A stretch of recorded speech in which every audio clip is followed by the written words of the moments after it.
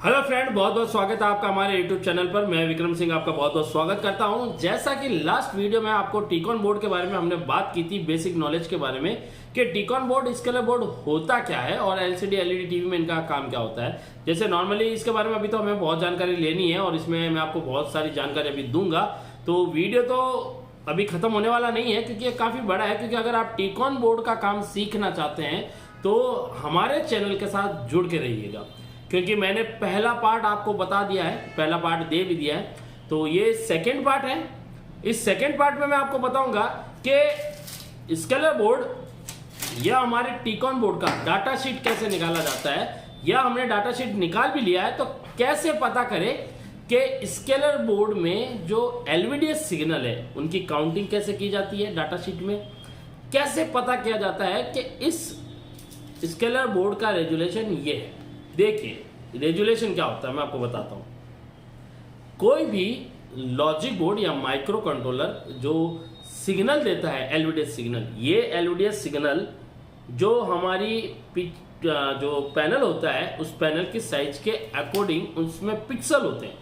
उस पिक्सल का जो हॉरिजेंटल इनटू वर्टिकल साइज में पर ब्लॉक डायग्राम जितने पर ब्लॉक जितने पिक्सल होते हैं और उन पिक्सल का जो रेजुलेशन बनता है उसी के अकॉर्डिंग वो सिग्नल देता है। अगर आपने रेजुलेशन मैच नहीं कराया तो भले ही आप अलग अलग उस पर पैनल लगा के देखो, आपका पिक्चर उसमें नहीं बनेगा। इसलिए रेजुलेशन का पता होना जरूरी है। ब्रांडेड कंपनियों की बात करें तो ब्रांडेड कंपनियां जैसे सैमसंग, सोनी, एलजी, इनका क्या होता है, एक फाइल मेथड फिक्स है, यानी उनका मॉडल नंबर के अकॉर्डिंग उनका पैनल फिक्स है।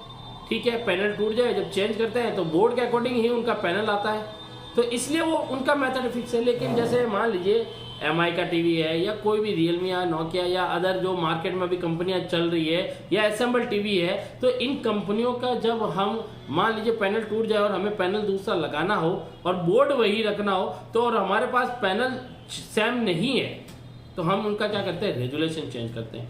या किसी टीवी का पैनल ओके है, चाहे वो किसी भी ब्रांड के कंपनी का है, किसी भी ब्रांड का, ठीक है, पैनल ओके है, लेकिन हमें ये नहीं पता पैनल का वोल्टेज कितना है, रेजुलेशन कितना है। वोल्टेज अगर पता भी कर ले और रेजुलेशन पता नहीं है तो पिक्चर हमारी उसमें नहीं बन पाती। तो इसीलिए इनका डाटा शीट निकालना बहुत जरूरी होता है और डाटा शीट में आपको रेजुलेशन पता होना चाहिए, सिग्नल की जोड़ी यानी पेयर कितने हैं वो पता होना चाहिए, उसी के अकॉर्डिंग हम नया एलवीडीएस केबल लगाते हैं, हमें ये पता होना चाहिए। और इसके अलावा वो कितने वोल्ट पे चलता है ये सारा मैं आपको इस वीडियो में बताऊंगा।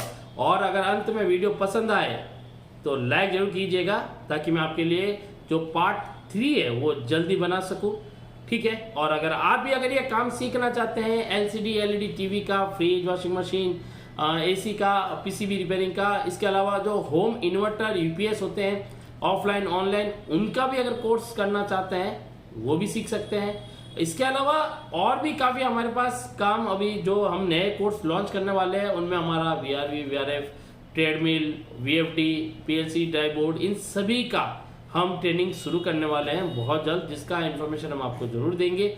और अभी तक अगर आपने हमारा चैनल सब्सक्राइब नहीं किया है तो प्लीज़ सब्सक्राइब कर लीजिएगा ताकि अंत में आपको जो हमारे लेटेस्ट वीडियो है वो आपको जल्द से जल्द मिल सके। और किसी भी प्रकार का टेक्निकल कोर्स करना हो एक बार हमें कांटेक्ट जरूर कीजिए, फीस पता कीजिए, कोर्स के बारे में पता कीजिए, आ सकते हैं तो लाइव डेमो क्लास लीजिए बैठकर और समझिए कि क्या आप ये चीज़ सीख सकते हैं और जो हमारे पढ़ाने का तरीका है, हमारा सिखाने का तरीका है, क्या वो बेटर है या नहीं है। अगर आपको डेमो क्लास पसंद आए और आपको लगे कि हाँ यही सीखना है तभी एडमिशन लीजिए, नहीं तो कोई दिक्कत नहीं है। तो फ्रेंड, सबसे पहले हम इसका डाटा शीट निकालना आपको सिखाएंगे। तो चलिए फ्रेंड, करीब से मैं आपको सिखाता हूँ, आ जाइए बताता हूँ। ये हमारा स्केलर बोर्ड है, ठीक है। आप यहाँ पे देखिए आपको छोटे छोटे अक्षरों में काफ़ी नंबर लिखे होते हैं, लेकिन जब आप यहाँ पे देखते हैं तो आपको यहाँ पे लिखा है MV215FHBN31, ठीक है। और यहाँ से जब हम आगे बढ़ते हैं यहाँ एक स्टिकर लगा है, वही जो नंबर अभी मैंने आपको MV215 दिखाया है वही वाला नंबर है। और यहाँ पे भी अगर ले जाएंगे तो यही एक छोटा सा स्टिकर लगा है। इन सभी पे जो ये नंबर लिखा है और इस बोर्ड पे जो नंबर लिखा है ये नंबर 1 है और यही इसका डाटा शीट का मेन नंबर है। तो हमें करना क्या है, हमें सबसे पहले मोबाइल लेना है। मोबाइल में गूगल पे जाना है, ठीक है। गूगल पे जाने के बाद आपको क्या करना है कि यहाँ पर सबसे पहले लिखना है पैनल, ठीक है। आपको पैनल लिखना है। हो सकता है थोड़ा सा आपको इसमें अलग टाइप दिखे, क्योंकि मोबाइल टू मोबाइल देखने में थोड़ा सा पिक्सल का फ़र्क आता है। तो पैनल, फिर उसके बाद में इसका जो नंबर है वो आपको लिखना है MV 215। ये 215 का अर्थ मैं आपको समझा देता हूँ कि 215 का अर्थ यहाँ पे 21.5 है, यानी यहाँ पे जो डिस्प्ले लगा है वो 21.5 का लगा होता है, ठीक है। अब यहाँ पे 215 लिखने के बाद यहाँ पे जब आगे हम लिखते हैं FHB और उसके बाद में ये जो दे रखा है N31, ठीक है, ये लिख लिया। अब आगे लिख देंगे हम डाटा शीट, ठीक है। डाटा शीट हमने सर्च मारा, क्या इसका दे रखा है, तो यहाँ पर ये बता नहीं पा रहा है, तो इसको थोड़ा छोटा कर देते हैं। ये इसको ढूंढ नहीं पा रहा है, इसको मिल नहीं पा रहा है। हम इसको दोबारा MV 215 और जो इसका नंबर है FHB,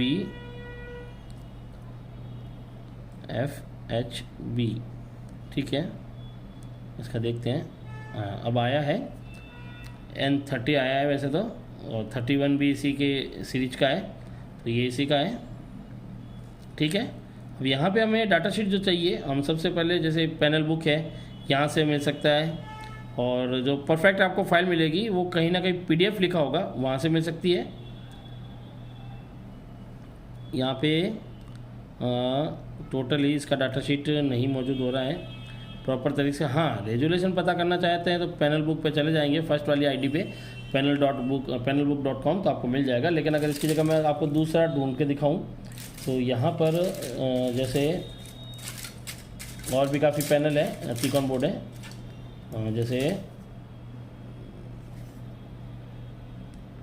ये वाला, इसका ले सकते हैं, इसका ले सकते हैं LSM का। यहाँ पे बॉय कंपनी के आते हैं और अलग अलग कंपनियों के आते हैं, तो यहाँ पे और भी है काफ़ी। इसमें हमें अलग अलग कंपनियों के मिलते हैं, जैसे ये है, यहाँ पे ये भी है, इसका नंबर दे रखा है, पैनल नंबर, ठीक है। यहाँ पे ये भी है, और यहाँ पे भी हम इसका देख सकते हैं नंबर। यहाँ पे जो इसका नंबर दे रखा है वो यहाँ पे ये यहाँ पे नहीं दे रखा है, स्टिकर पर दे रखा है। और यहाँ पे जैसे ये है, ये OU का पैनल है, ठीक है। OU का पैनल का यहाँ पे नंबर हम देते हैं K90, ये वाला भी नहीं, ये देखिए। चलिए यहाँ पे एक इसका देखते हैं, इसका हम निकालते हैं। जैसे ये वाला, ये OU का पैनल है। अब हम इसमें निकालेंगे OU के पैनल का डाटा शीट। तो हमें क्या निकालना है, यहाँ पे हमें शुरुआत में वही पैनल लिखना है, और पैनल के पास वापस हमें M, जैसे मैं इसका निकाल रहा हूँ, आप भी किसी का भी लिख सकते हैं। मैं यहाँ टोटल डाटा शीट निकालना चाह रहा हूँ, इसलिए मैं आपको दिखाने की कर रहा हूँ। XT 185 XT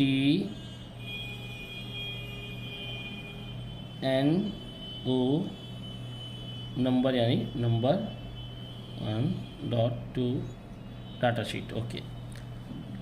अब यहाँ पे हमें ये जैसे ये रेड कलर का आपको नज़र आ रहा है, ये वाला, ये डाटा शीट का ये वाला, इसके ऊपर क्लिक मारेंगे तो परफेक्टली आपको यहाँ डाटा शीट मिलती है।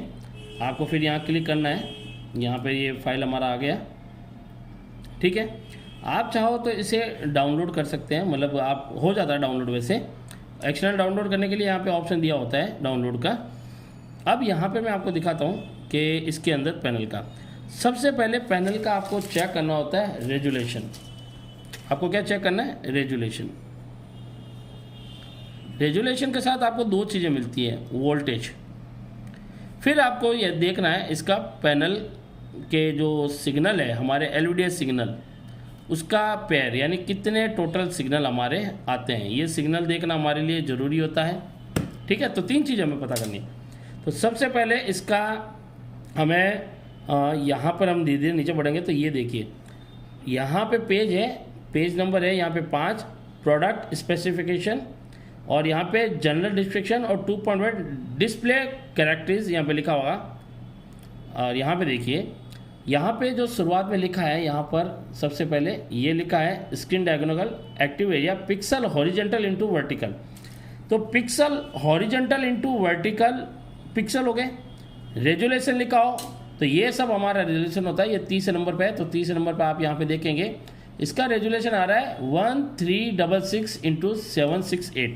तो यहाँ पर 1366 इंटू 768 हो रहा है, यानी 1366 इंटू 768। ये वाला जो रेजुलेशन है ये हमारा HD का होता है, ठीक है पहला। अब ये कितने वोल्ट का है पैनल वो मैं आपको बताता हूँ। यहाँ पे देखिए ये लिखा है यहाँ पे नॉमिनल इनपुट वोल्टेज VDD, या तो VDD या VCC लिखा हो तो आप यहाँ पर वोल्टेज देखेंगे तो +5 वोल्ट टिपिकल लिखा है, TYP जो लिखा होता है टिपिकल, यानी ये बीच का वोल्टेज है। तो इसमें आप 5 वोल्ट दे सकते हो और ये 5 वोल्ट से चलता है। अब आ रही है इसके सिग्नल की, मैं आपको सिग्नल बताता हूँ। यहाँ सिग्नल कहाँ लिखे होते हैं, आप पेज को 1 बाय 1 ऊपर ले जाएंगे। यहाँ टोटल वैसे काफ़ी ज़्यादा दे रखा होता है, डाटा वाटा लिखा होता है। तो यहाँ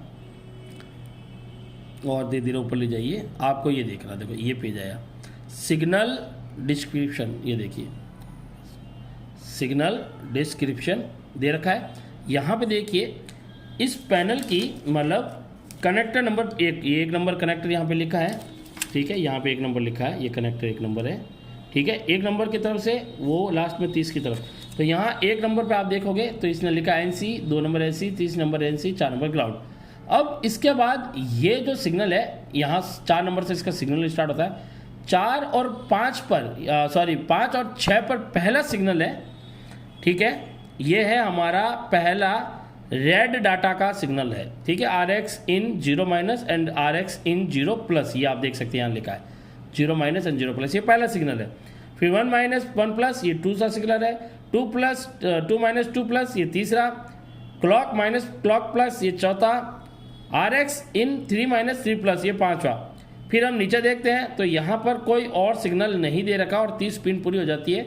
VCC में यहाँ पे 5 वोल्ट दे रखा है, आप देख सकते हैं ये 5 वोल्ट। तो इसकी 5 वोल्ट कौन से नंबर पिन पे जाएगी, 26 से लेकर 30 नंबर पिनों तक, यानी जो पीछे की लास्ट ये पिनें दिख रही है आपको, इधर देखिए ये वाला, देखिए ये आपको 1 नंबर दिख रहा है, तो इधर से सिग्नल स्टार्ट होंगे इनके ये वाले। तो यहाँ पे 5 जोड़ी का सिग्नल है, कितना 5, ठीक है। तो यहाँ 5 वायर वाला केबल आपको यूज़ करना पड़ेगा। अगर आप इसमें मान लीजिए पैनल ओके है और बोर्ड चेंज करना चाहते हैं और बोर्ड आपके पास पुराना केबल आपका FFC है और आप यूनिवर्सल लगाना चाहते हैं, तो यहाँ आप कनेक्शन जब गिनेंगे तो आपको 5 जोड़ी का केबल LVDS केबल यूनिवर्सल जो आता है वो यूज़ करना पड़ेगा, ठीक है। उसमें आपको कनेक्शन जो होगा इधर की तरफ उसका पॉजिटिव सप्लाई होना चाहिए, यानी इसका सप्लाई 26 से 30 के बीच में VCC है। तो इधर आप देखेंगे तो फ्यूज भी लगा है, ये ब्लू कलर का जो लगा है वो फ्यूज है, F1 जो लग रहा है आपको दिख रहा है बिल्कुल ही, हाँ ये वाला ब्लू कलर का फ्यूज है। यहाँ से सप्लाई पास होकर ये हमारी आगे इस सर्किट में जाती है, रेगुलेटर लगा है यहाँ पे, और इसके बाद में आगे जाती है, यहाँ DC to DC IC लगा हमारा। तो ये था इसका डाटा शीट निकालने का, ठीक है। तो डाटा शीट क्या निकला देखिए, पहला तो इसका रेजुलेशन 36 × 768 है, तो यानी आपको जो सॉफ्टवेयर चाहिए वो इसके अकॉर्डिंग चाहिए, यानी इसके साथ जो भी आप बोर्ड लगाएंगे उसका रेजुलेशन सॉफ्टवेयर ये वाला होना चाहिए, ठीक है, और वो भी HD में। वोल्टेज कितना सेट करना आपको बोर्ड में, 5 वोल्ट, 12 वोल्ट मत दे दीजिएगा वरना पैनल उड़ जाएगा। पैनल LVDS पेयर कितना है, 5 पेयर है, ठीक है। तो ये आपका HD में आता है, तो ये आपका इतना जो चीज़ दिया है ये आप डाटा शीट से पता कर सकते हैं। और इतना अगर आपने पता कर लिया है तो आप प्रॉपर ये चीज़ समझ लीजिए कि आप आगे और स्टेप को इजीली सीख सकते हैं। आप भी किसी न किसी नंबर का, या जो नंबर मैंने दिया है उसी का डाउनलोड करके आप गूगल पर सर्च कीजिए, क्या आप PDF निकाल कर उसमें डाटा शीट देख सकते हैं, जिससे कि आपको और आगे सीखने में मिलेगा। तो ये था हमारा दूसरा स्टेप जिसमें आपको डाटा शीट निकालने को मिलेगा, ठीक है। तो इस वीडियो में फ्रेंड इतना ही, मैं आपसे नेक्स्ट वीडियो में मिलूंगा। तो वहाँ पर इस टिकॉन बोर्ड को पहले कोल्ड टेस्टिंग कैसे करते हैं, कोल्ड में यानी इसको बंद में टेस्टिंग कैसे करना है, ओके कंडीशन मतलब क्या क्या सॉर्टिंग है नहीं है वो सारा, और उसके बाद हर एक सेक्शन के बारे में बात करना, ये सब आपको आने वाले वीडियो में मिलेगा। ठीक है, तो हमारे साथ बने रहिएगा ताकि आप टीकॉन बोर्ड के बारे में पूरी जानकारी सीख सके। और वीडियो अगर अंत में अभी पसंद आया हो तो लाइक जरूर कीजिएगा ताकि नेक्स्ट वीडियो में जल्दी से जल्द आपके लिए बना सकूं। तो इस वीडियो में इतने फ्रेंड, मिलता हूं आपसे नेक्स्ट वीडियो में, अभी के लिए धन्यवाद।